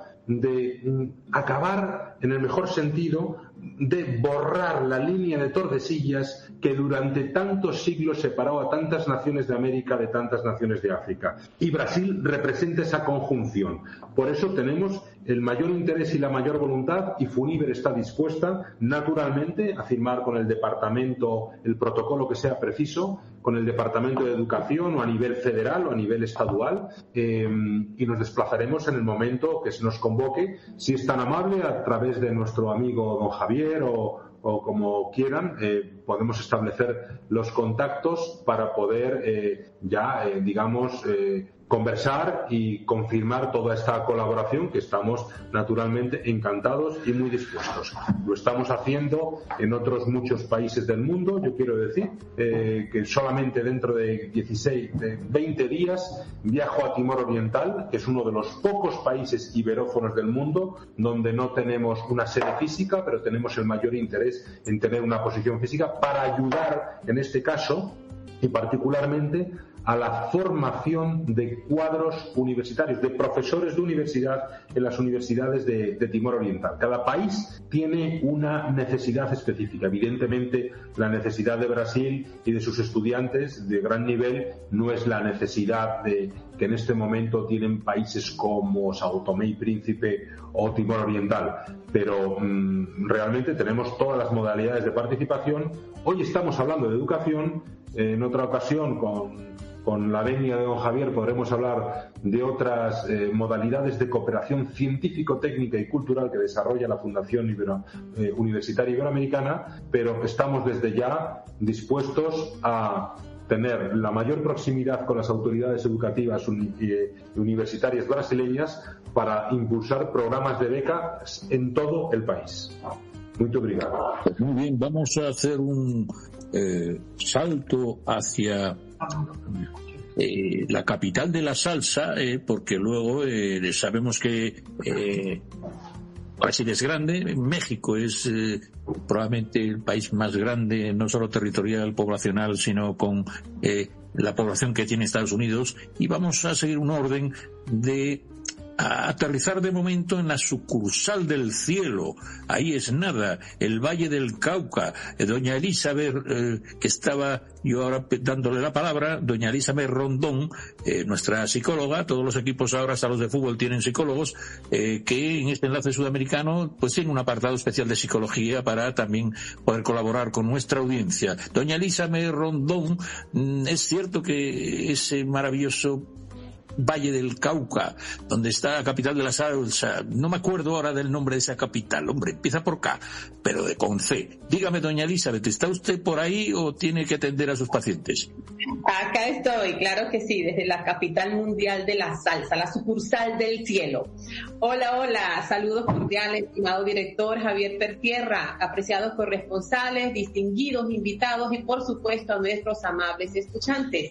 Este ha sido un programa muy interesante, lleno de historia, de cultura, política, geopolítica, dialéctica y actualidad. Haciendo un recorrido vía web e indagando acerca de la Fundación Gustavo Bueno y sus encuentros de filosofía que se iniciaron en 1996 y que este año cumple 33 encuentros. Dialéctica de imperios y dialéctica de estados. Un tema de vanguardia definitivamente, sin desmeritar los temas de los 32 encuentros pasados, pero este en particular es un tema de actualidad que se centra en la filosofía, el análisis crítico de la inmediatez política. A propósito, tengo para ustedes, distinguidos invitados, 2 preguntas, una para cada uno. Doctor Álvaro Durantes, desde la perspectiva de la nueva maestría de FUNIVER, gracias por todas esas luces que nos ha dado al respecto, ¿cómo puede la formación en historia del mundo hispánico ayudar a Colombia a reconstruir un relato de unidad nacional frente a las narrativas de fragmentaciones actuales? Y profesor Gustavo Bueno, ¿de qué manera el concepto de iberofonía permite a las mujeres líderes en la academia y la política colombiana proyectar una influencia que trascienda la región andina hacia el resto de América Latina, el Mercosur y el África de la iberofonía? Muchas gracias. Le rogaría a nuestros corresponsales que hicieran solo una pregunta porque ya vamos a machamartillo, que dirían aquí, en cualquier caso a uña de caballo, y quisiera que todos hiciéramos un esfuerzo, empezando por mí, de síntesis, cosa que dudo, pero en cualquier caso yo estaría aquí varias temporadas. Un fuerte abrazo. Vamos a hacer todos un esfuerzo de síntesis, queridos corresponsales. Respondo muy sencillamente diciendo que la editorial que depende de la Fundación Gustavo Bueno, que es Pentalfa Ediciones, tenemos una editorial propia en Colombia, que es Pentalfa Ediciones de Colombia, donde se pueden encontrar en papel pues libros de Bueno y de otros autores, y estamos absolutamente siempre por las redes sociales y por todas las actividades pues a disposición de hombres, de mujeres y de todos quienes tengan interés en formarse y en dialogar y en discutir y en conocer y en avanzar en los fines que nos proponemos.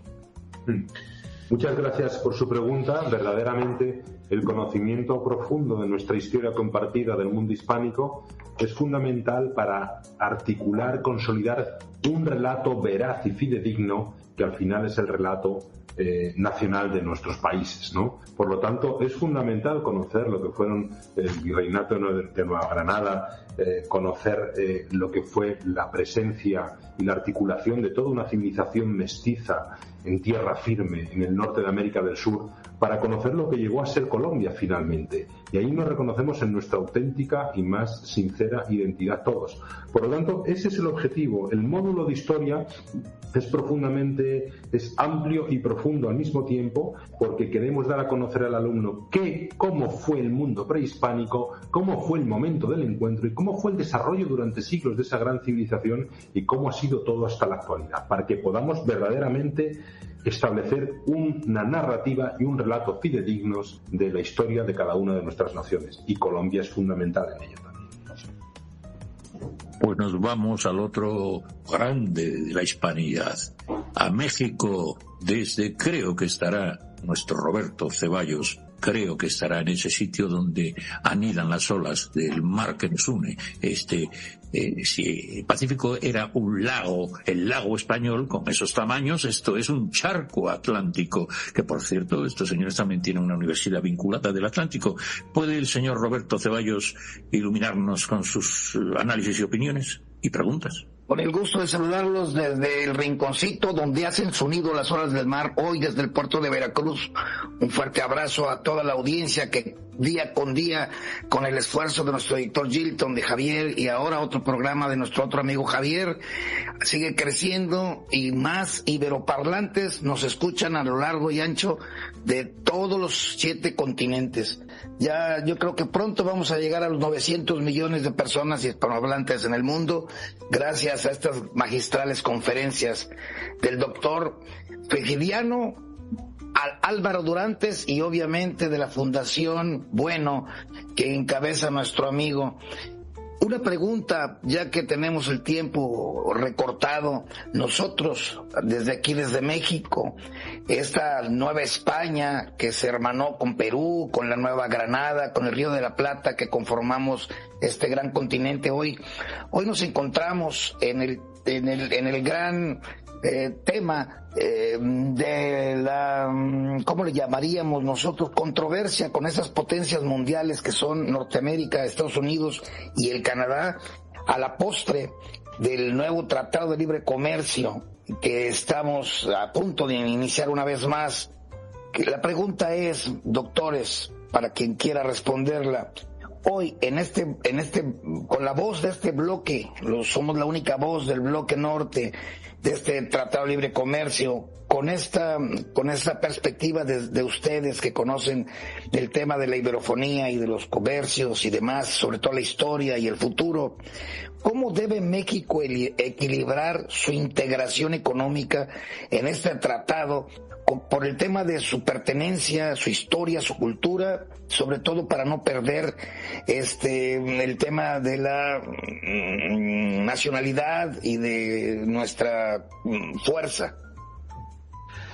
A ver, volviendo a lo que decíamos antes de la consideración por parte de Washington del espacio del hemisferio occidental, claro, México es la clave, porque en realidad ahí, como se ha visto, quienes hablamos español, quienes hablamos portugués, cruzamos tanto África como Asia, como Europa, como el hemisferio occidental que dice Washington. Y México precisamente es el punto principal y, quieran o no, lo que podemos calibrar es que el incremento demográfico de quienes hablamos español y portugués en el hemisferio occidental, según Washington, está llamado a tener mucha más presencia cada vez en esos países que todavía hablan en inglés y que quieren seguir hablando en inglés, e incluso en los últimos meses se está viendo cómo hay una ofensiva contra el español en Estados Unidos, lo cual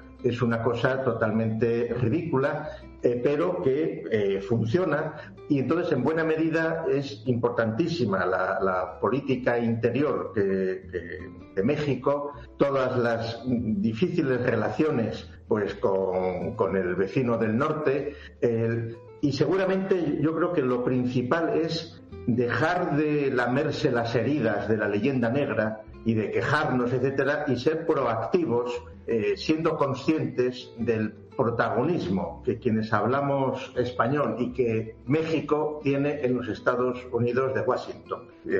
Porque no hay que olvidar que hace 100 y poco años el número y la presencia y el respeto que había por el español en los Estados Unidos era mucho mayor. Por ejemplo, en 1912 se reedita en español en Estados Unidos, en Chicago, se reedita la Enciclopedia Iberoamericana, que son 20 volúmenes.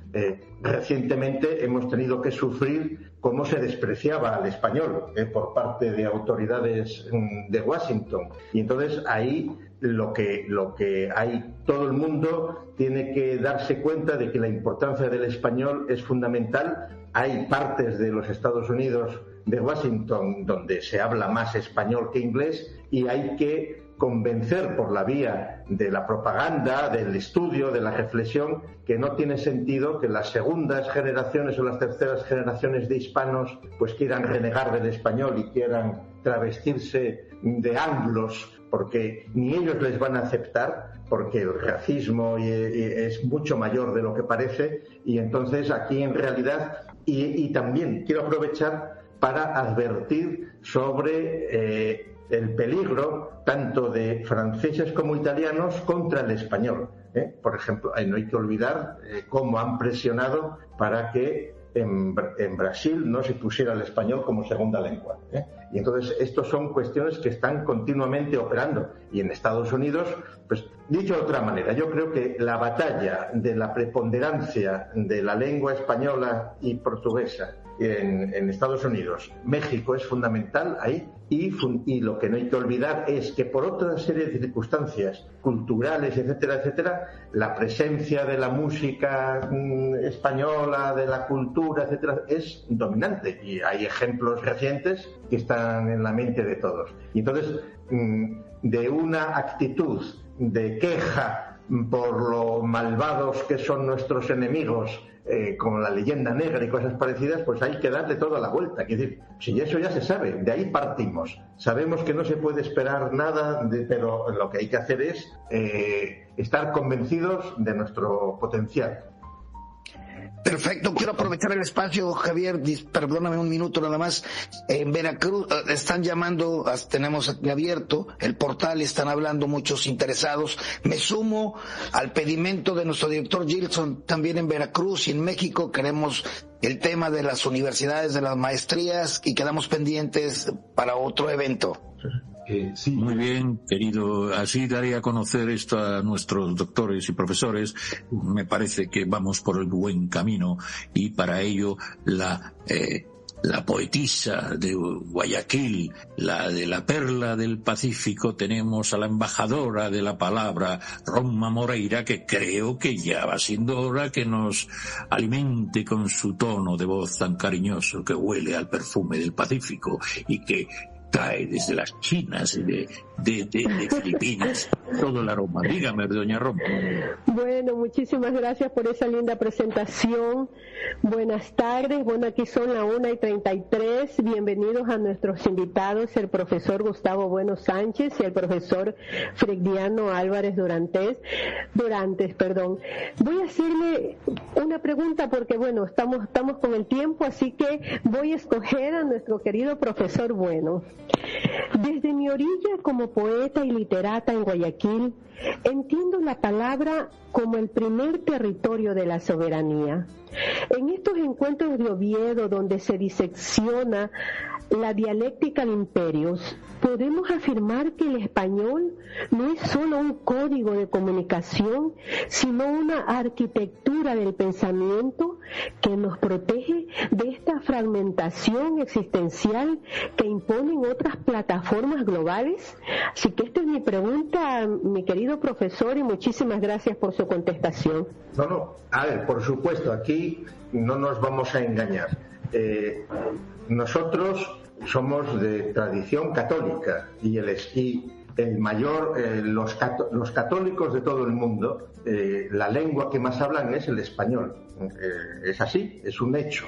Es decir, y aunque los protestantes pues quieran ir invadiendo, y van invadiendo bien financiados, pues muchos países de América y de España también, las culturas o los resultados culturales son muy diferentes, porque no es lo mismo los herederos de imperios depredadores anglos con los herederos de imperios generadores católicos que, aunque ya no sean muchos creyentes o seamos ateos, pero somos ateos católicos.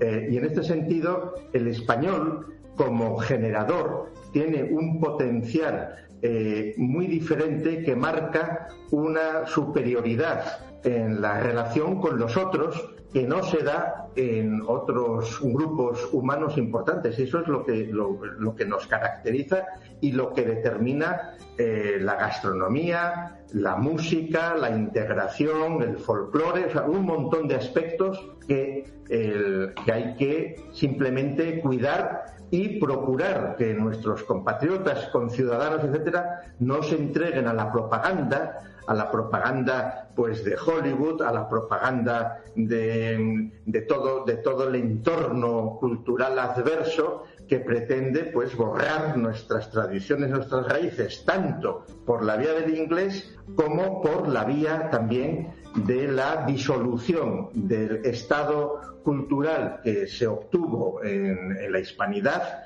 queriendo retroceder a situaciones pues previas y fantásticas también pues de los llamados pueblos originarios, etcétera, etcétera, porque eso es una ficción absolutamente ideológica que no se corresponde con el desarrollo de los tiempos. Pues muchas gracias. Nos queda esta Europa un poquito lenta, pero sin embargo tenemos una gran analista que conoce las estructuras profundas de la Unión Europea, desde Bruselas, desde Estrasburgo, etcétera, que es nuestra experta en derecho de la Unión Europea, pero también en experiencias.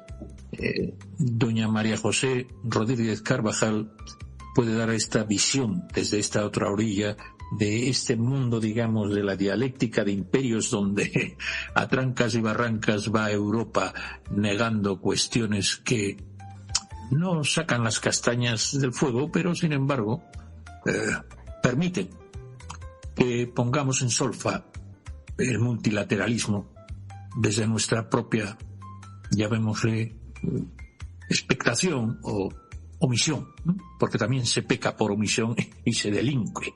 Entonces, doña María José, ¿podría usted centrarnos un poquito qué opina de estos cursos de especialización universitaria? Usted que también es profesora de Universidad de Derecho Internacional y Relaciones Institucionales, por un lado, y previamente esta dialéctica de imperios, hacer una pequeña pregunta sobre estas cuestiones a nuestros invitados y si quiere alguna matización, pues sabe que cuenta con nuestra lealtad. Muchas gracias, Javier, y saludos muy afectuosos a los invitados y a los corresponsales y a toda la audiencia. Yo quisiera hacer una breve reflexión porque ya sé que el tiempo corre, ya rápidamente estamos acabando el programa, y una pregunta al final. Mi reflexión es desde el punto de vista de mi propia experiencia práctica trabajando en la Comisión Europea durante 6 años. Y es curioso, yo no sé si todo el mundo lo sabe, que aunque tenemos 24 lenguas oficiales, solo 3 son lenguas de trabajo. Y ninguna de ellas es el español, por supuesto, y menos el portugués. Las lenguas de trabajo son, en primer lugar, el inglés, en segundo, el francés y en tercero, el alemán. Entonces esto contrasta considerablemente con toda la exposición que nos acaban de hacer los profesores, sobre todo el profesor Durántez, y me lleva también a una reflexión porque quizá los españoles y portugueses no hemos sido un poco timoratos desde nuestra entrada a la Unión Europea hace ya 40 años para hacer valer el peso que tendríamos que tener en la Unión Europea, y sin duda tanto Francia como Alemania y otras potencias han sabido moverse mucho mejor en los entramados burocráticos de las instituciones europeas, ¿no? Mi reflexión, como digo, es que este planteamiento que nos presentan los profesores cambia sustancialmente la perspectiva, ¿no? Porque si España y Portugal forman parte de la iberofonía, y yendo incluso más allá del iberoamericanismo, somos parte de una gran potencia cultural y, ¿por qué no?, también económica, ¿no? Y a continuación, ya para acabar, simplemente les hago la pregunta. ¿Qué futuro creen ustedes que puede esperarle a la Unión Europea con todos los desafíos geopolíticos que tiene en la actualidad? Y, segunda parte de la pregunta, ¿creen que España y Portugal puede convertirse de algún modo en la bisagra de cooperación y de relaciones comerciales, etcétera, entre el resto de la iberofonía y de la Unión Europea, con la Unión Europea. Muchas gracias por su respuesta. Muchas gracias, profesora. Sin duda contrasta, naturalmente. La visión que hemos propuesto es una visión global, universal, intercontinental. Si vamos por parcelas ya es diferente. En el caso de la Unión Europea ya vemos lo que ocurre y usted lo conoce perfectamente bien, ¿no? Pero por eso tenemos que poner de relieve el peso mundial que el español y el portugués tienen juntos a nivel global y ponerlo en valor en la Unión Europea. Es una cuestión muchas veces no solamente de dignidad, sino de pragmatismo también, ¿no? El español y el portugués son lenguas oficiales en la mayor parte de los organismos internacionales relevantes. Desde Naciones Unidas el español, el sistema interamericano entero, el español y el portugués, en la Unión Africana también el portugués y también el español es lengua oficial y por supuesto es oficial en la Unión Europea, pero no lengua de trabajo. Entonces, verdaderamente hay una cuestión muy importante que es la utilización de la diplomacia para conseguir posiciones de influencia, de poder, de capacidad, de proyección. Voy a poner un ejemplo que es del día de hoy, exactamente, y tiene que ver con Angola. Bien, Angola, el gran país iberoafricano de lengua portuguesa, donde se entiende español, porque el portugués y el español son muy parecidos, donde una persona, yo puedo dar una conferencia en español directamente en Luanda o en Quito o en Huambo, porque se entiende absolutamente perfectamente, porque son inteligibles, pero es que además en Angola casi todas sus élites hablan bien español porque han sido educadas en Cuba o por especialistas cubanos y por la presencia cubana a la que se ha hecho anteriormente referencia, ¿no? Por lo tanto, el español, de lengua ibérica, está muy presente en Angola. FUNIBER tiene una universidad allí que es la primera universidad iberoamericana hispánica en el África subsahariana, dejando a un lado las universidades de Guinea Ecuatorial.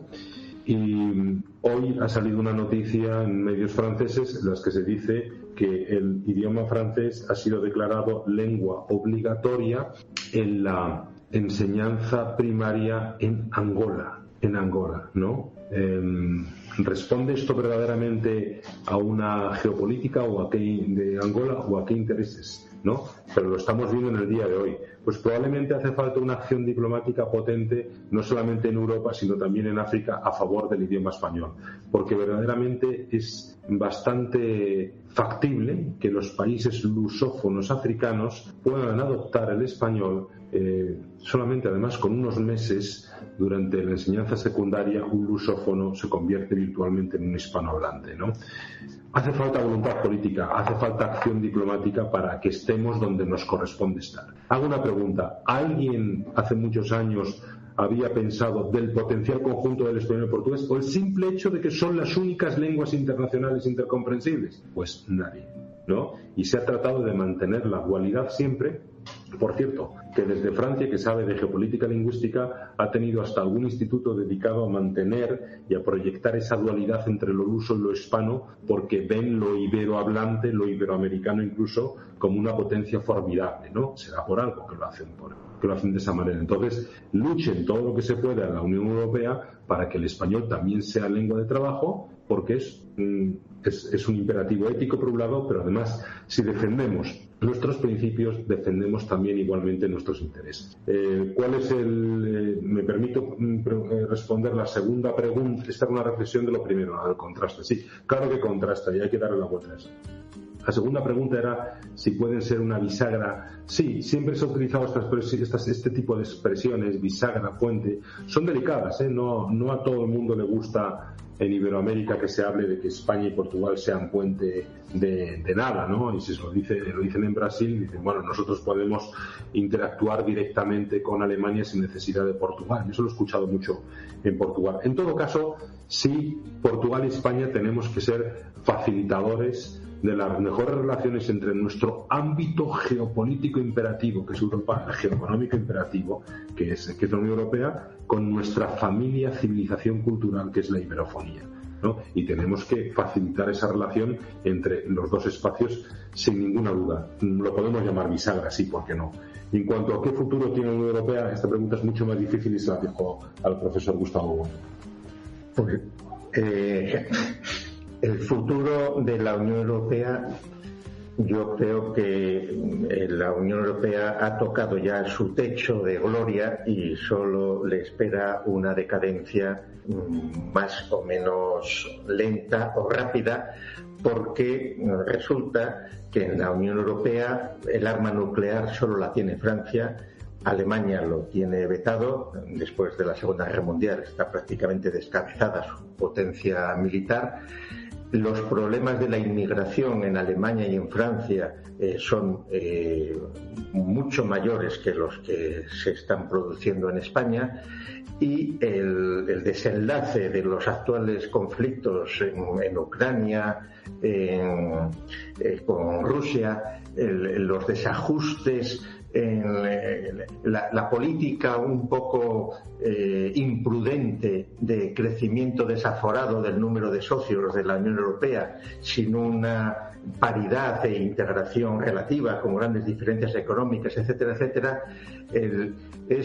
La Unión Europea, desde nuestra perspectiva, o desde la perspectiva, por ejemplo, del libro de Bueno, titulado España frente a Europa, pues es que aunque la propaganda europeísta y el ámbito europeísta en el que beben muchos de los políticos y de los partidos, etcétera, etcétera, en España, pues España debe procurar mantenerse lo más prudente y distanciado hacia los que objetivamente son enemigos de nuestros intereses, pero no de ahora, sino históricos de siempre. En el caso de Portugal, sus vínculos no han sido tanto con la Europa continental, sino con Inglaterra históricamente. Y en España, pues los vínculos con Inglaterra fueron siempre muy grandes, en la Edad Media, etcétera, etcétera, pero los conflictos más poderosos fueron con Francia, como es natural, Napoleón, etcétera, etcétera. Y en este sentido, probablemente con la crisis de la OTAN, con la expectativa de lo que venga, si estamos o no en un periodo de entreguerras, o ya dentro de unos años se podrá reinterpretar que lo que está sucediendo ahora son los inicios de una tercera guerra mundial, etcétera, etcétera. España y Portugal deben mirar al hemisferio occidental, que dice Washington, para hispanizarlo absolutamente, y debemos dejar pues que los prusianos, germanos, galos, pues se busquen la vida por su cuenta. Bueno, un análisis como siempre materialista, filosófico, sólido, pero en fin, quisiera recordar que nuestra leyenda de plus ultra, de más allá, y la otra que señalaba el profesor Durantes, de pluribus unum, o sea, de muchos uno. Culturaque unum, los dos son uno. Sí, pero también había anteriormente pluribus unum, ¿no es así, don? Bueno, para España es culturaque unum. Lo que hay tres grandes lemas de España. Carlos I es plus ultra, que dice hay más allá, y es mío, es nuestro, que es el nuevo mundo. Cuando Felipe II hereda Portugal y los derechos sobre el planeta entero recaen en la corona de España, con Felipe II, desde las bulas alejandrinas hasta Tordesillas, ya Felipe II tiene el mundo jurídicamente, tiene el mundo y políticamente. Entonces, el lema de Felipe II es, perdón esta digresión, pero es interesante, yo creo, es non sufficit orbis, que significa el mundo no es suficiente, que por cierto lo copiaron como título para una película de James Bond. Y después de non sufficit orbis viene el lema del otro gran rey de España, que fue Carlos III, que es el Turaque unum. Los tres motos o lemas vienen a decir lo mismo, ¿no? La grandeza y la universalidad de España. Plus ultra, non sufficit orbis y Turaque unum. Perdón por la digresión. Cierto, creí que era pluribus unum. En cualquier caso, creo que era también un lema adoptado por los Estados Unidos hasta recientemente, que pasaron al In God We Trust. Pero tiene usted razón, todas estas digresiones en definitiva señalan que creo que debemos, aquello que fue fragmentado culturalmente, yo siempre hago un símil que puede también no ser académicamente muy correcto, que es el de la Commonwealth. Ahondemos todo lo que podamos con personas tan representativas como ustedes para ideológicamente conseguir que vayamos, como usted lo hizo conmigo, doctor Durantes, viendo estas enormes potencialidades y también de autoestima. Creo que es la mejor manera de servir a lo que fuimos, pero para acabar ya, antes de pedir la última palabra, para que ustedes cierren, digamos, con ese minuto final, yo quisiera tener el acento porteño, el acento argentino, si me lo permiten un segundito, una pregunta muy cortita, porque no nos vamos a olvidar de Argentina en el Mercosur, y don Hernán Sabater tiene una pregunta cortita. Adelante, Hernán, que estamos fuera casi de horario por todos los lados y acabamos el programa ahora mismo. ¿Podría la especialización en geopolítica de Iberoamérica ser el catalizador que Argentina necesita para profesionalizar su servicio exterior y de paso atraer inversiones basadas en la afinidad lingüística y cultural? Bueno, pues no sé. Muchas gracias. Sin ninguna duda, es una maestría y la especialización, ambos posgrados en uno, están también orientados a funcionarios internacionales y funcionarios diplomáticos de nuestros países de lengua española y portuguesa. En el caso de Argentina, es evidente que Argentina, con esa proyección geopolítica en el Atlántico Sur y hasta la Antártida, tiene que tener una sólida teoría de relaciones internacionales y de política exterior. Y estoy seguro de que este posgrado ofrece herramientas para articular más allá esa teoría y muy particularmente, es que lo digo de verdad, en el Atlántico Sur. El Atlántico Sur. Por cierto que de la Antártida hablamos, de la Antártida y la proyección hispánica, que es de Argentina, es de Chile, es de España, es histórica y es actual y futura. Se trata en la maestría en Historia, Geopolítica y Globalización de Iberoamérica y la Iberofonía.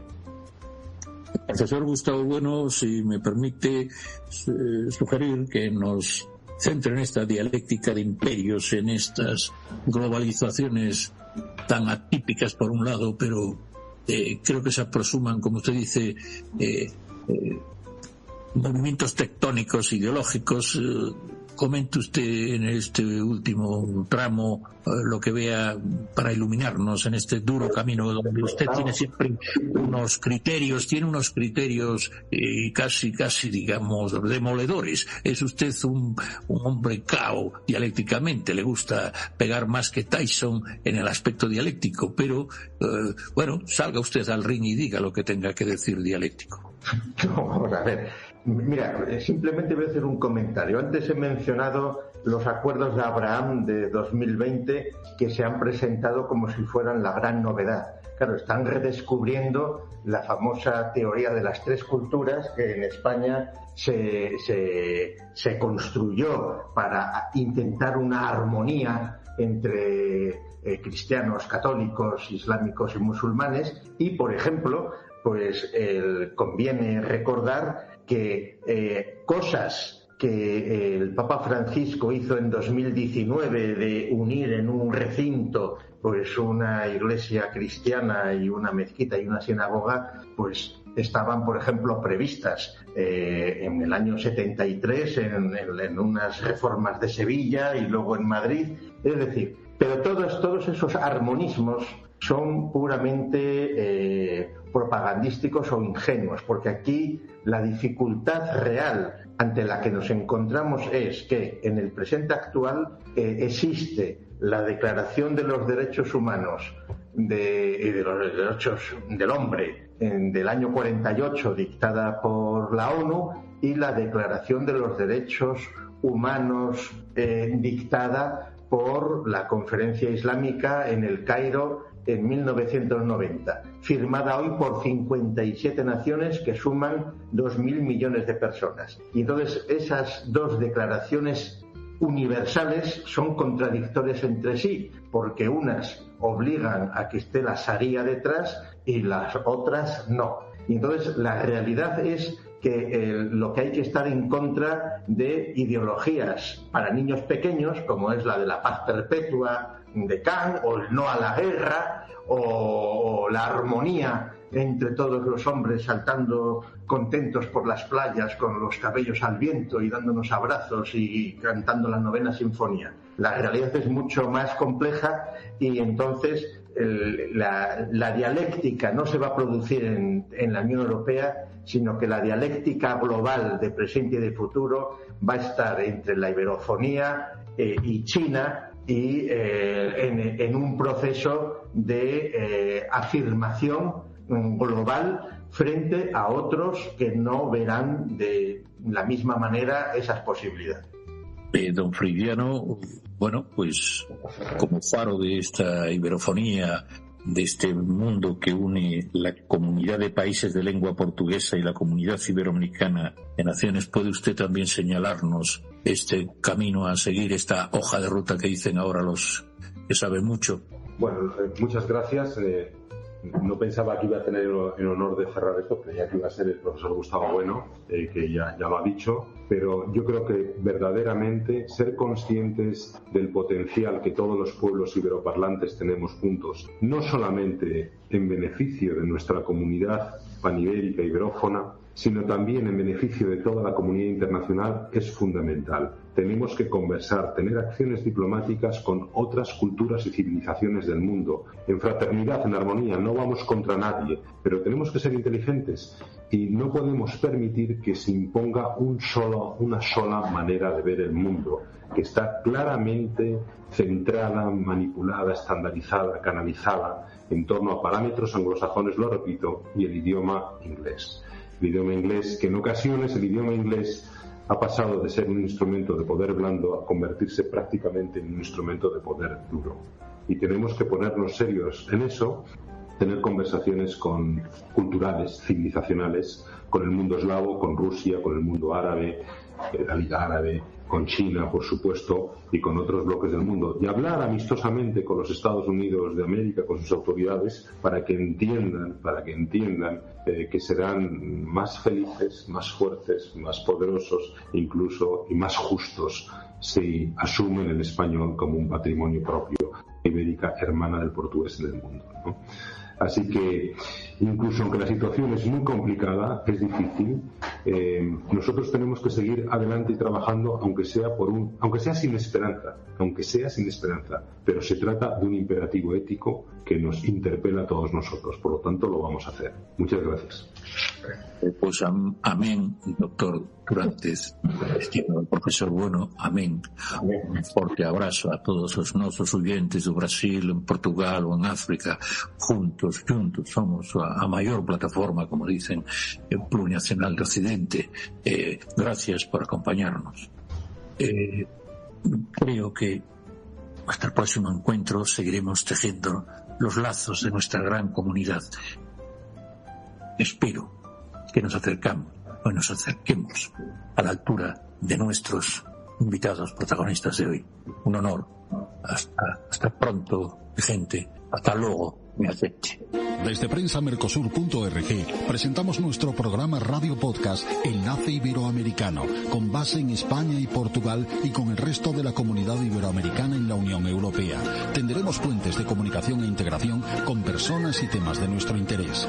Radio Mercosur y su Enlace Iberoamericano, presentado desde España por Javier Pertierra, se emitirá los jueves en vivo y en directo. Enlace Iberoamericano, que comenzará a las 13 horas en Brasil, Argentina y Uruguay, 12 horas de Bolivia, Paraguay, Chile, Cuba y Venezuela, 11 horas de Colombia, Ecuador y Perú, 10 horas de México y Centroamérica, 18 horas de España.